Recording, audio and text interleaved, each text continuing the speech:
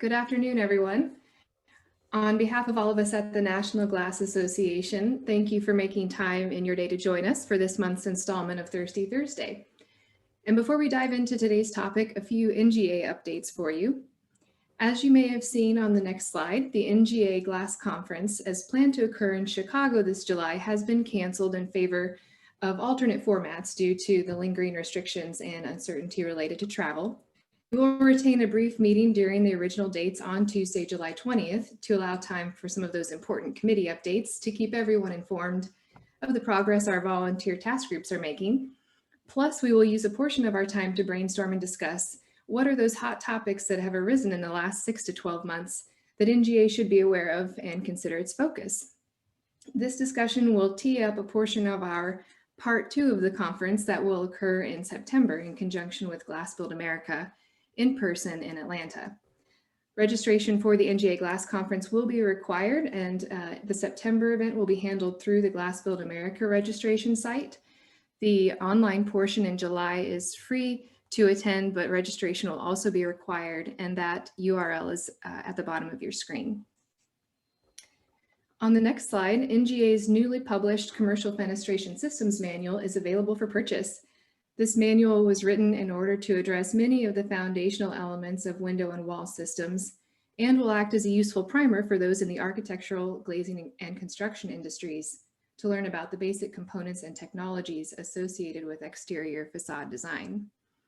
You'll see on the next slide that users of this manual can expect to gain a detailed and helpful picture of system descriptions, design parameters, pre-construction and on-site testing, use of shop drawings, and more.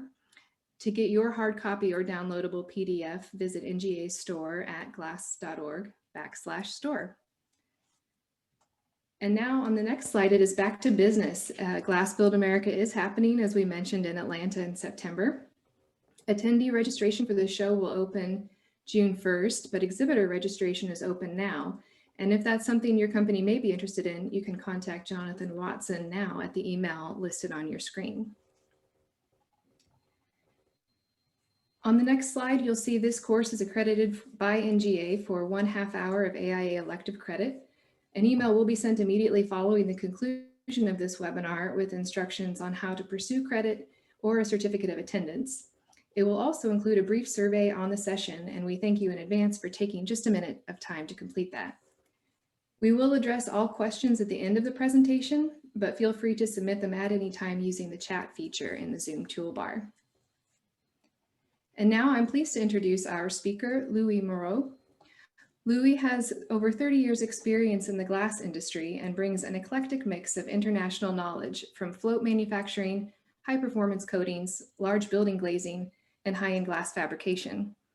As the head of technology and innovation at Ignora, Louis has played an instrumental role in the development and success of the company through his pioneering work in lamination techniques, the study of anisotropy, and world-first production processes. Through his work at Ignora, Louis is able to work with designers, architects, and artists throughout North America. Louis and Adam, welcome. Thank you very much, Sarah, for this good introduction. Are you stating the learning objectives? Please, yeah, go ahead if you don't mind. So at the end of this session, you should be able to. These are all the thing you need to know to get your 1 bonus point for the AIA. So take note of them. You have to define anisotropy, retardation. You need to find out what are the essential conditions to see leopard spots. And you have to explain which unit of measure has been adopted to measure anisotropy. So, and at the end, you'll have to describe when you are at risk of experiencing anisotropy. So my agenda today, I want to go through the basic vocabulary that you will encounter. It's a lot of new words. You have isotropy, anisotropy, iridescence, refraction, reflection, polarization, double refraction, retardation. Oh yeah.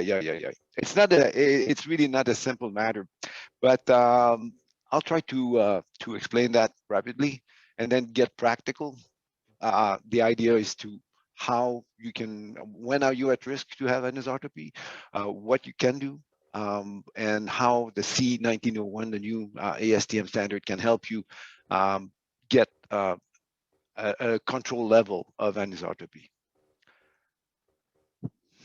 So these are the thing we'll go through in the presentation. Now I leave my colleague Adam present you who we are. Yeah, good afternoon. My name's Adam Mitchell. I'm a marketing manager here at Ignora.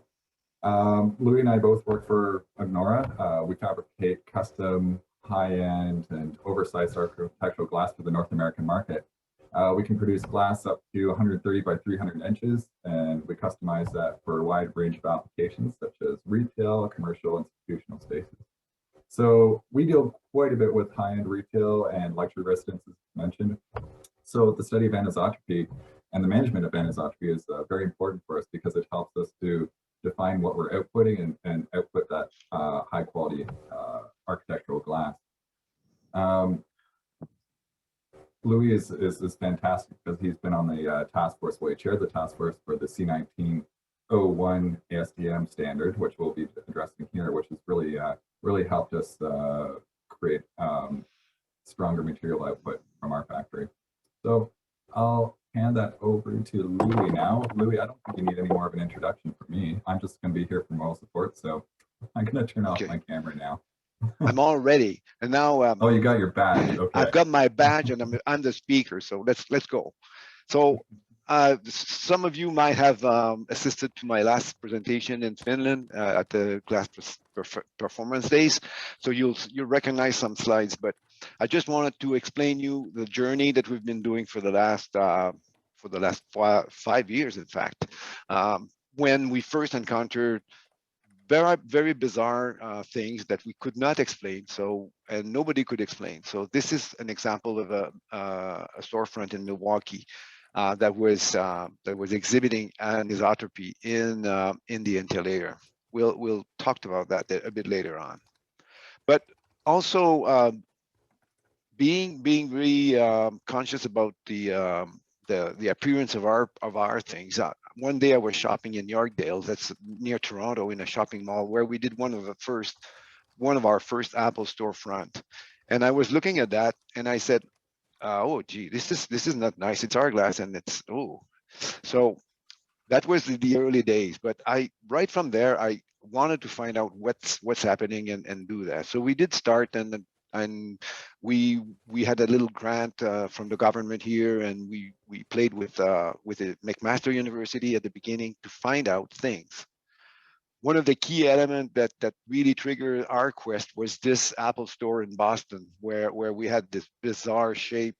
We called it the vertebrae in the glass that appeared 3-4 months after installation, and nobody knew what it was, and so we were really puzzled with what had happening. Again, another Apple store in Glendale, Arizona. So that's near Phoenix, where we had those colorful band on the floor indoor. So we were really puzzled with that. So we had a long study, and GPD the next year I presented, and we had a nice gathering of people. There was a whole day dedicated to anisotropy, and we kind of decided to reconvene a year later, even if the GPD is every second year. So we reconvened in Cupertino at the Apple headquarters, and then we started a task group to create a new standard for anisotropy. So we had experts from all around the world for one day. 33 people. Was an awesome meeting to try to explain what you see here on screen, why we have a new light that was installed, and you see anisotropy in this one, and the other one doesn't have it. So let's start on what you need to know. So this is basically what we'll go through today. I want to make sure that you'll understand everything on that. No, that's a joke. This is the last Glass Performance Days. The guys before me was also presenting on anisotropy and residual stress and everything. That was one of his slides, and I thought it was so over the top that I wanted to show it to you. But we'll do things simpler. Listen carefully. So what I find is that a lot of people cannot pronounce anisotropy. So this is very easy. It's child's play, honestly. But that's the Canadian way to say it, anisotropy. Americans should be saying anisotropy. Or anyway, that's a first lesson is that how to pronounce the word. Anisotropy.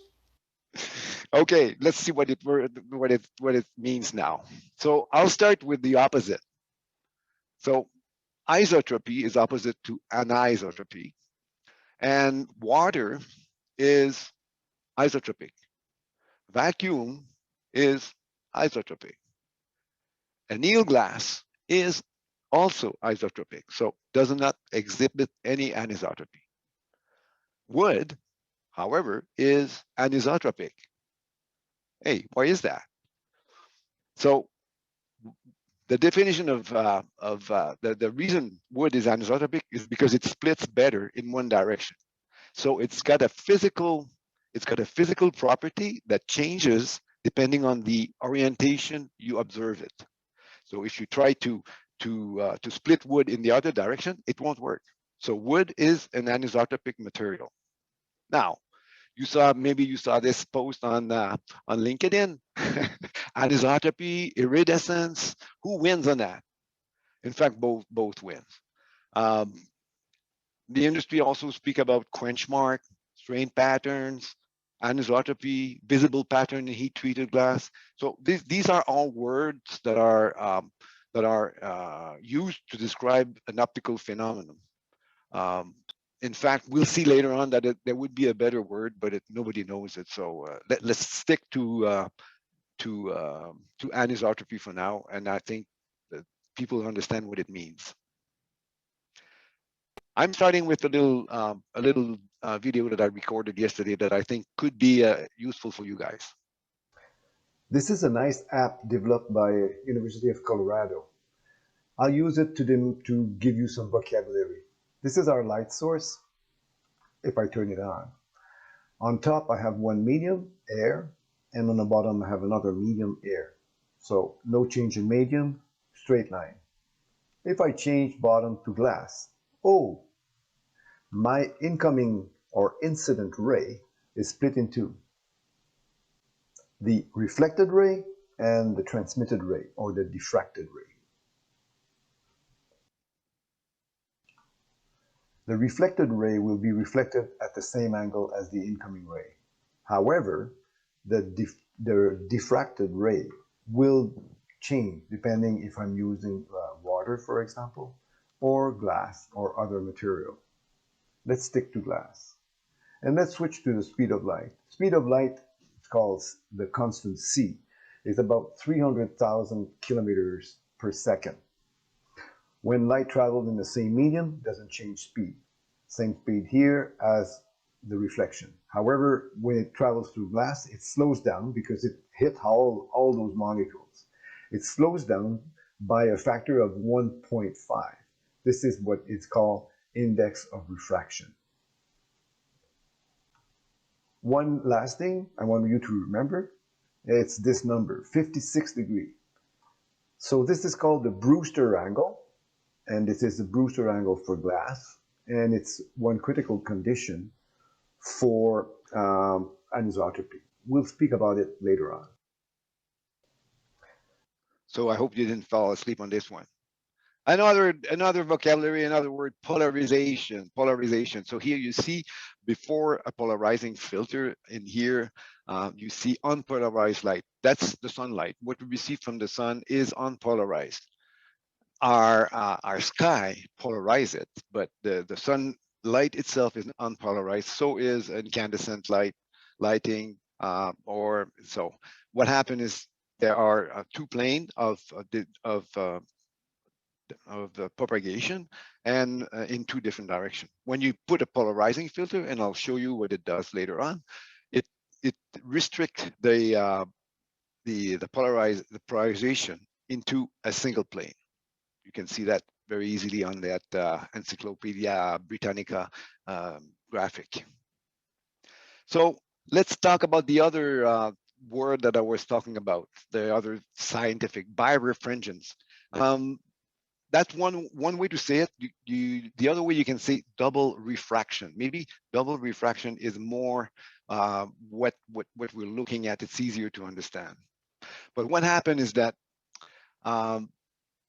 when you temper glass, you put some stress, mechanical stress, and you deform the material, and that makes the light, so the incoming lights, hits a deformation, and then it propagates differently because of that deformation. Because of that, the structure of the molecule is different in certain spot. That it's not uniform. So an anisotropic material is birefringent because it refracts a single incoming ray in two directions. So let's look at that technically. So you have your unpolarized light at the beginning and something that polarizes it, and that creates a polarized incident light. Remember, incident is the one that shines, my little flashlight, and then it hits the birefringent specimen, so that's basically your glass, but easy to understand, and split it at 90 degrees in two different polarized states, and those two are retarded together. So that's a bit, that's as complicated as it gets.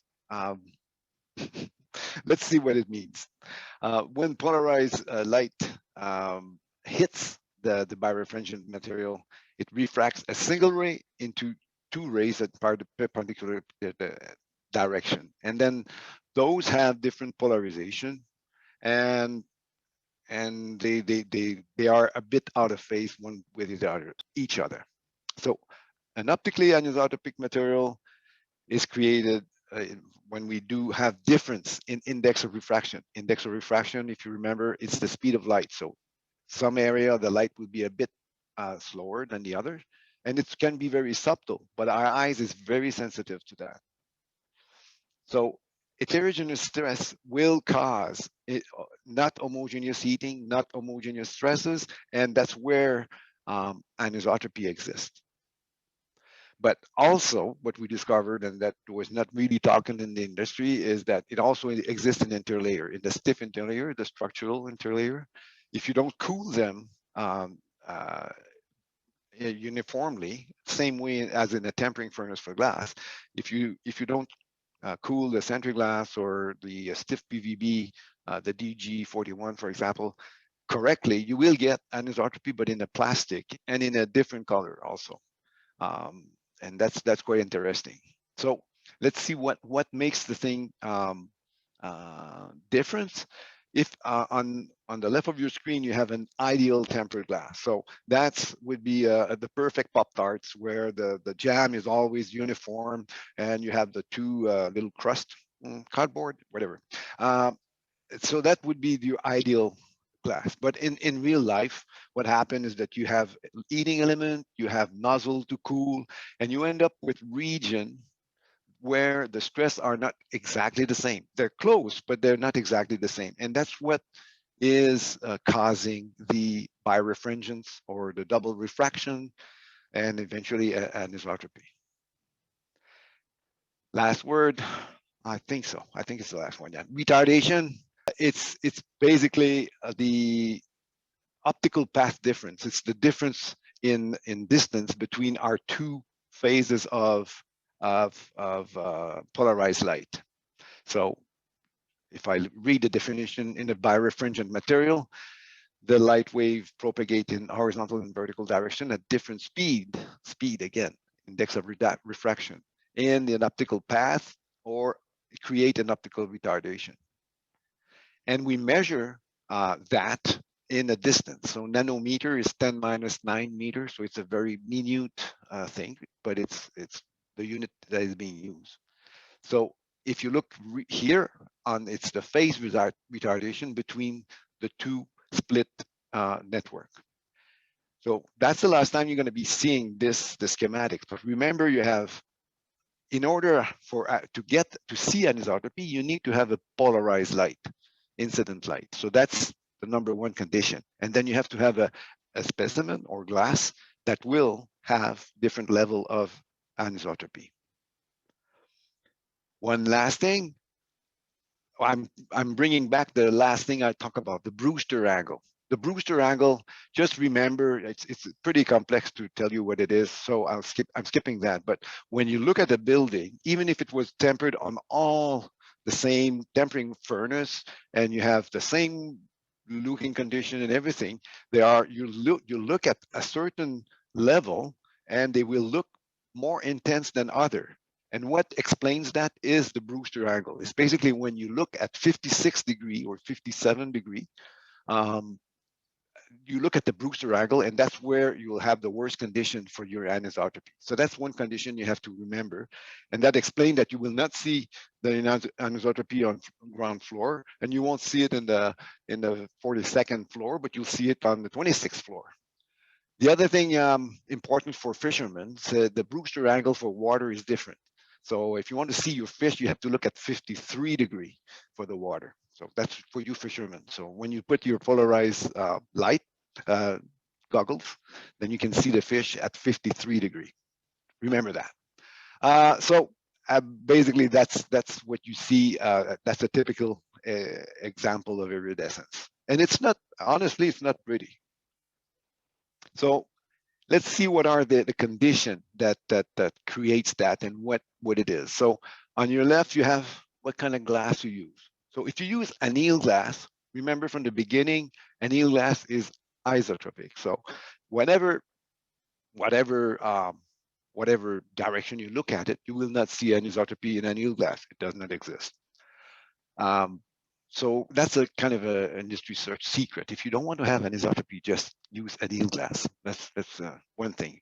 But if you have to use heat-treated, heat-strengthened, or fully tempered glass, then be ready to deal with anisotropy and be ready to deal with roller wave and edge kink and HST and everything. So I just want you to be aware that if you use anneal glass, no problem with anisotropy. Anyway, we find here, I haven't seen any study on that, but heat-strengthened glass seems to have a little less anisotropy than fully tempered glass, but it could be explained by the stress level. We're dealing with less stress in heat-strengthened than fully tempered, but it's just an inside thing that I haven't really quantified or anything, but it tends to be like that. So that's the type of glass. Then environmental and light polarization. So when you're inside and you don't have light coming from the outside, normally you don't have any polarization, unless, like in the first slide, you have a marble floor that reflects the light. I remember going through Shanghai airport, where it was it was flabbergasting. The whole inside was with polished marble, and it was full of anisotropy. But I didn't take picture, unfortunately. It would have been good. Urban dwelling development things, that's not a big concern. There's not much glass, unfortunately, in our houses, and there won't be any reflection, so it's not very risky in that environment. Same thing on an overcast day. Don't plan to go see a problem if it's overcast, because you won't see much, because the light is not very polarized when it's overcast. In the environment place, you have to be conscious about anisotropy when you're near water, and this was experienced here many times, especially for interlayer. If you have a nice dwelling looking at Cape Cod, the bay and everything, with very large windows and central glass and everything, you have to be careful not to make sure that there's no anisotropy in the interlayer or in the glass, because when you have reflection on the water, it will definitely show up. It will bring a partially polarized light to the glass, and that will be your setting condition. Same thing if you're in the middle of Manhattan with a lot of reflective building around, you will have condition where you will have polarized light, definitely. Like I told you, the sunlight itself is unpolarized, but when it reaches our atmosphere, it is scattered, and then it becomes polarized, and it becomes polarized different depending on the height of the sun and the orientation of the sun. I would say it's a little more prevalent at dusk or at dawn, but a blue sky condition will give you more. You will be able to experiment more seeing of anisotropy when it happens. And then the last thing, if you're wearing polarized sunglasses, that's the ultimate. You will see everything, and you probably already saw that. You look in your rear view window to your backlight of the car, and you see those spots on the backlight. A backlight is tempered glass, and it very often has anisotropy, a high level of anisotropy. If you look at the little on the Ferrari, the little window on top of the motor, you look at it with the Brewster angle, and it's terrible. It's terrible. It's it's full of anisotropy. And if you want to experiment, a new Fifth Avenue in New York, wear polarized glasses and look at the storefronts. You'll see that it's not always pretty. Remember the Brewster angle that I spoke to you about? That's critical, a critical condition. So that's the environment that this is not complicated. It's one slide. That's the warning light. Everything that is in red, you have to be careful and to plan for having anisotropy in those conditions. Heat-treated glass, near water, blue sky, Brewster angle. These are all conditions that will enhance anisotropy. Oh, demonstration. Oh, aha. So I'm going to stop sharing this. So you're going to see my face totally. And I'm taking my camera. Aha. I'm showing you. This is Collingwood, by the way. We're in Ontario. It's a beautiful day today. It's 30 degrees Celsius, whatever it means for you. And I'm holding a piece of polarized film. So here you have a laminate with tempered glass, and I glued a piece of polarizing film on the back. I taped it anyway. And here I'm going to put my second polarizer on the screen. So immediately you can see here in the corner a really colorful pattern. I don't see it, but you should see it. And if I rotate my filter, you will see pattern happening. So this is exactly the setup that you saw, the little theoretical setup that you saw previously. So my second polarizing film that I'm rotating right now is the analyzer. And this piece was not too bad in terms of anisotropy. So yeah, this is my office, by the way. Here I am, camera. Demonstration. I'm gonna share again.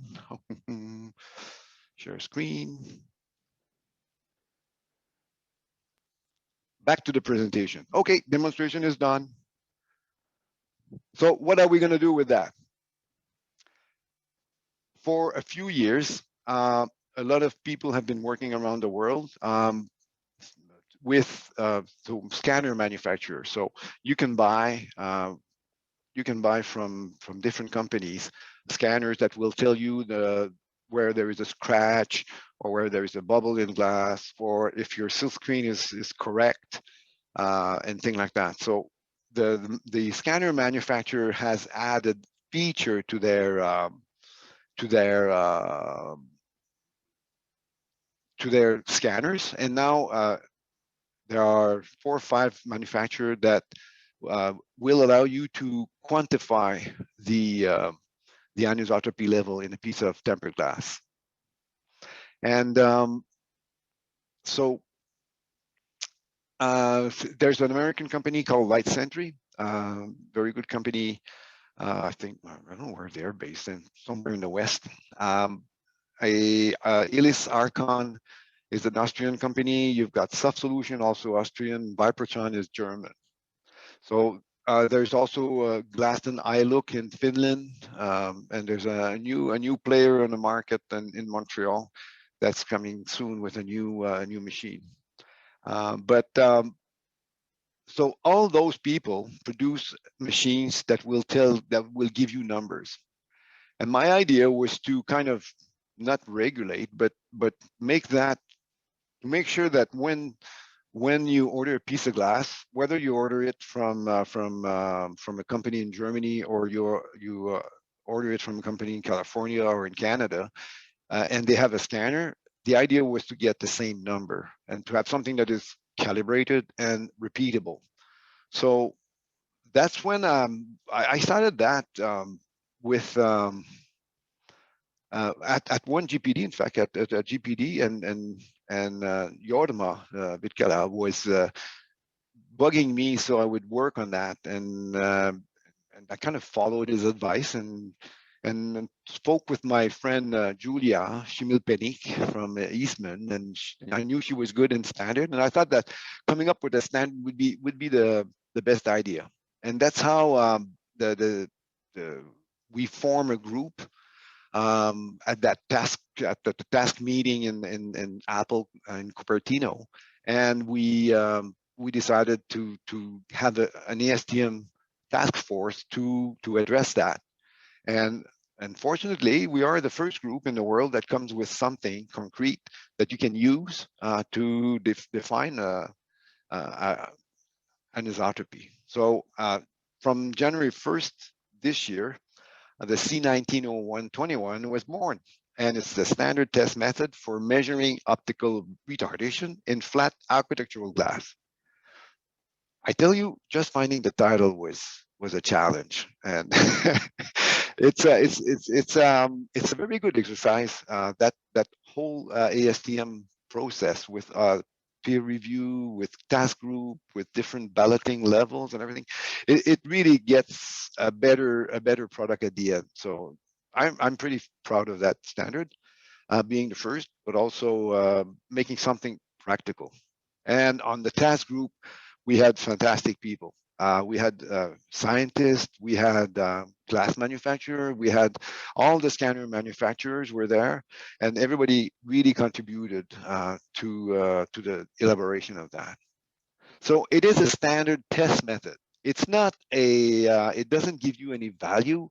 It's not the standard specification. No. It's a test method. So it just describes what you have to do and how you can have coherent measurements and have repeatable measurements, whatever the orientation of the glass is, or wherever the conditions are. So this that's what we aimed at, and we made it simple. So right now it's written for heat-treated flat monolithic glass. That's it. You can still use your scanner to do something else, but the standard is really for the heat-treated flat monolithic glass. And the goal was really to educate stakeholders on the phenomenon and the technology available. That was the goal. Establish a language, a methodology. So it's really a brand new thing, and it's not and confirm that we have a numerical value that is expressed in a fundamental physics unit, nanometer. So it's not as good or a scale of 1 to 5, or no. It's really a unit that you can measure, and you can obtain a full number that is significant for a physicist, but also that your eyes can see very easily. And finally, the idea is so you want to have certified measurements and something that is traceable also. So there are standards. You can buy a standard of retardation in a couple of places in the world, in 3 places in the world, but and then you can calibrate your unit. So what do you do with that? Once you have that, but there is no limit, so you cannot say, oh, I want this or that, and you know that glass is one component, but the environment is also another component important in the equation.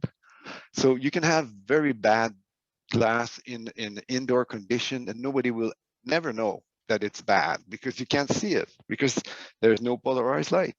So we cannot come with a range or things like that. So how can you work that out? So what we do here over here is basically we bought part of all this exercise is we bought a scanner.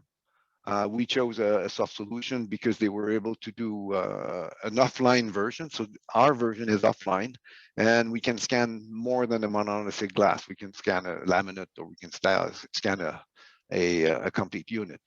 And when we scan it, we have this screen that shows up, and that tells us that shows us the glass, and it's color coded. So depending on the color, we can find out what are the level of anisotropy for which region. And the machine gives you an histogram and also where are your different things. So we'll see later on what kind of report we get out of that. So our objective, and your objective if you want to go into, if you're a fabricator, is to guarantee an acceptable and quantifiable level of anisotropy. And you can use the C1901 as a reference. And the idea is to agree on a maximum value and then proceed within an actual value. So I will walk you what we did recently on a project that is currently on the shop floor. Is that first of all, when we received, it's a very complex project where the customer is really, he really wants to have the best quality glass. And he hired a very nice consultant on the West Coast to come up with a specification. But that was prior to the C19. So the spec was, you should not have too much anisotropy, although it exists, whatever. So what we did right from the beginning is we said, we put on our quote how we would like to do that. So the idea is we produced a full-scale mock-up. We sent it to site. So we measured it. So we produced a mock-up. We sent it to site. We had all the parties. So the architect, the owner, the consultant, the glazer, all the people were there for a day, and they look at the thing and they said, yeah, it's okay. It's acceptable at that level. So prior to do that, we tempered 5 lights of OptiWhite. So that was the glass used in that. And we measure each one of them. We evaluate them naked eye and with polarized. I put my sunglasses on, and we thought that this was really an acceptable and significant sample. And then we scanned them and rescanned them and everything. And we took a value that we said, okay, this one, it can be produced. It's on the high quality side, but we have a decent yield when we do it. And we measure it and we rescan it several times and always obtain. So we were very happy with the repeatability. So we had the value, and that value is 95% of the glass was within 50 nanometer. And that was convenient for that. So remember what we did. So we tempered the glass and everything. We scanned it, and then we sent that sample that we knew had 50 nanometer to site to have everybody look at it and see, do you like it or you don't like it? And they showed them. We warned them to look at it in the right condition, the most critical condition, blue sky. There was no water on the property, so that was a good thing. I don't know if it's a good thing or not, but there's a lot of wine though, very good wine. So all stakeholders agreed that it was okay. So that 90%, 95 percentile, 50 nanometer become the set limit, and we agreed to produce within that limit, or basically, if the light if the glass doesn't meet that, we reproduce it. That's what we had agreed. And we send that with this report, which is a bit fundamental, but you see that the report showed that we had 95% percentile under 50 nanometer, and there was a little other region that were 58. You see that, and that's one thing that we talk about also in the standard. On the corner, you saw there was some very high stress area on the corner. Those corners are excluded, but it's specified what region is excluded, because if you include that, you'll have crazy values. And also, there's a band around the glass that is excluded. So you see these parameters are specified in the report. And if you look at the C1901, this is all included into that. And then we also give a cumulative distribution and an histogram of the results. So you see that it peaks at 25 nanometer. It was a pretty good piece of glass. So do we have time? I don't know. Sarah, do you want to go to question, or I have just a few slides extra that I can show up, or?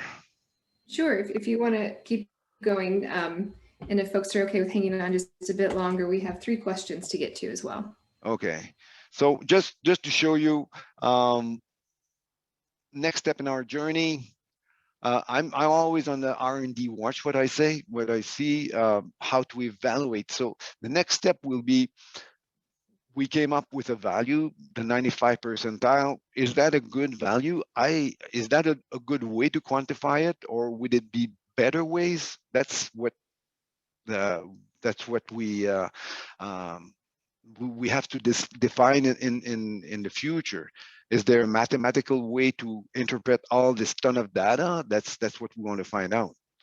Describe also the light environment. Can we have a meter where we go on site and we say, oh, this is highly polarized light, we should be careful, or something like that. And then create realistic glass rendering. Show people what they will see throughout the year, throughout the sun elevation and everything.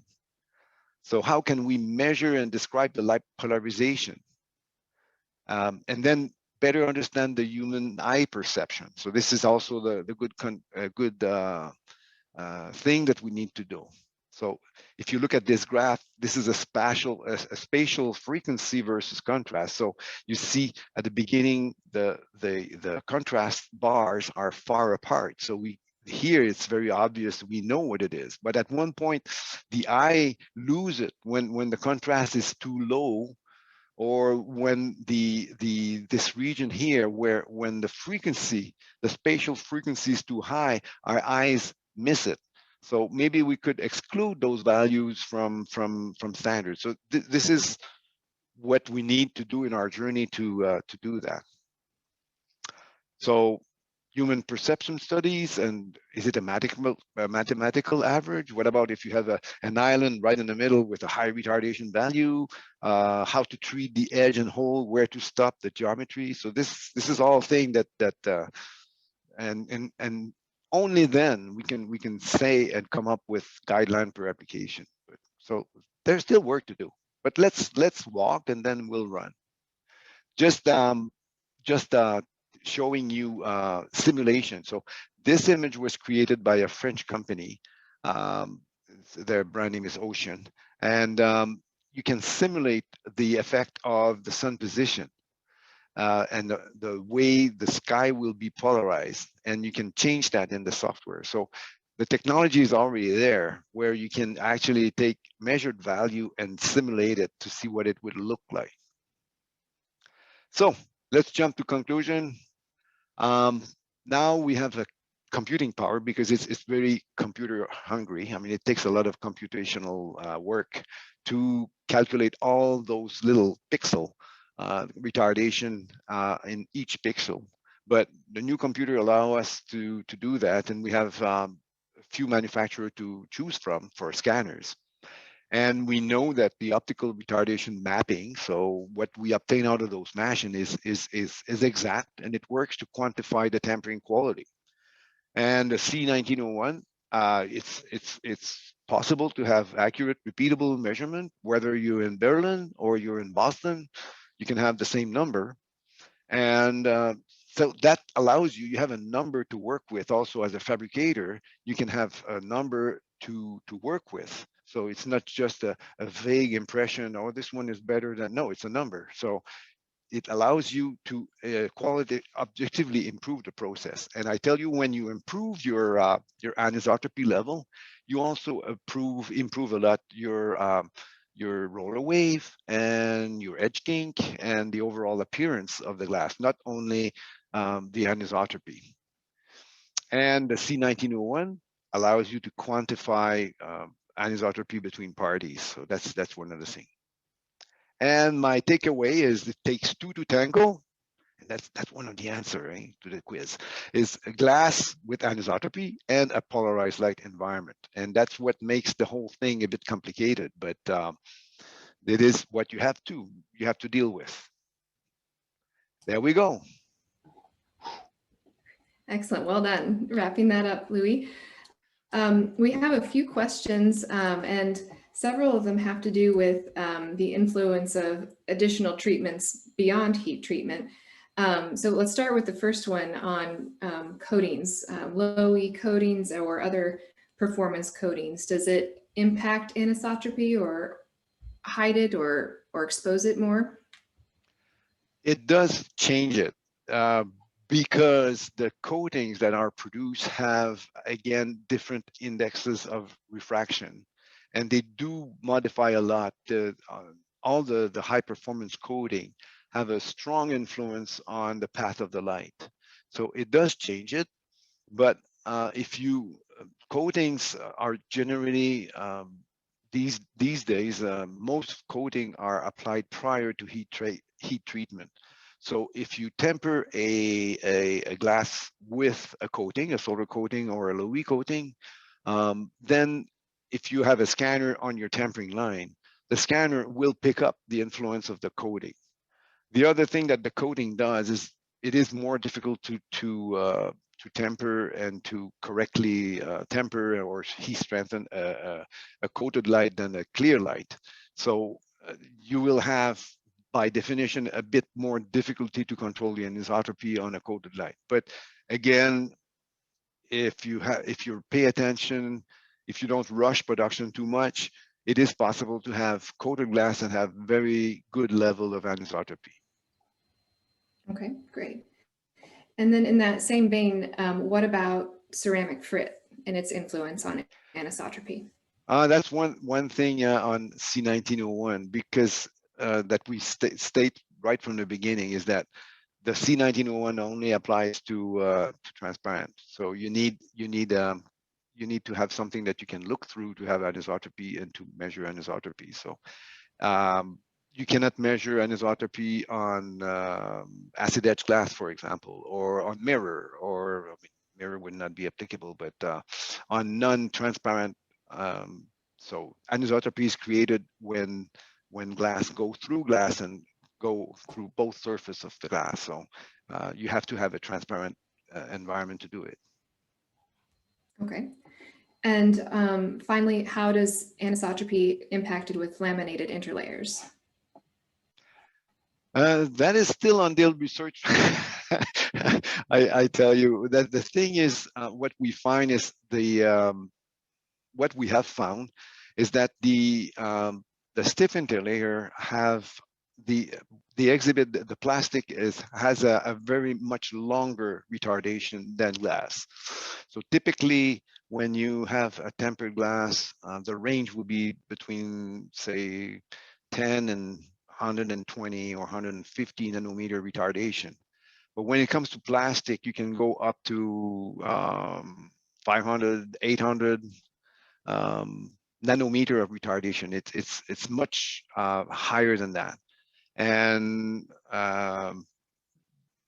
we're working on finding more about that, because it's very buggy when you send glass, because when you look at a piece of glass in a plant, a laminated piece of glass, you really can't see anything. It's only when you put it in the nice home in Cape Cod that you end up seeing the anisotropy. So we want to develop more our technique, and I'm working on that to be able to quantify also the anisotropy in the interlayer.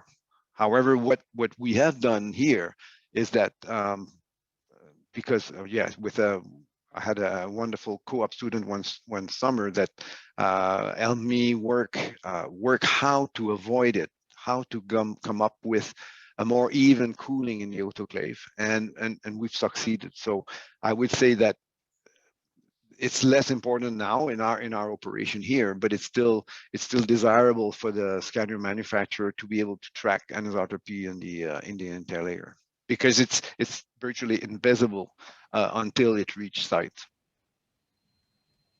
Okay, great.